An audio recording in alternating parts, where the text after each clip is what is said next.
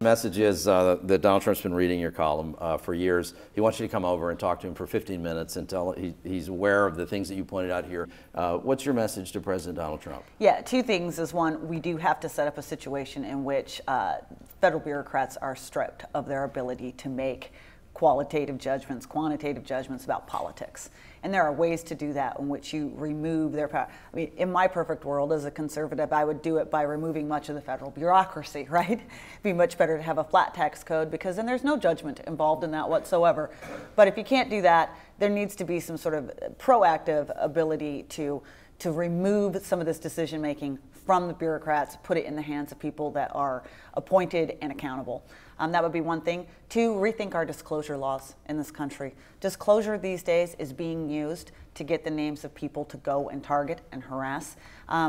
Disclosure is supposed to be about citizens being able to keep track of their government. Increasingly, it's about government and activists being able to track and harass citizens. So we need to completely revamp our disclosure regime in this country. So let's say you give that advice to President Trump, and then he says to you, "That's great. Those are good suggestions. Somebody write that down." Those are huge. Those are huge, bigly. Those are hugely bigly excellent, most excellent and incredible suggestions.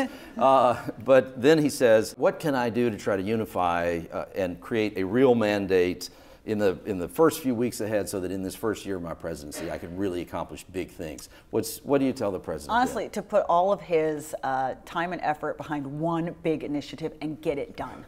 Because this is the problem, is Americans just look and they think that nothing can get done in Washington, nothing that makes life better for them. Okay, the last big thing we had was the president's health care law. It has not made life better for many, many people. That remains very unpopular. It has for some.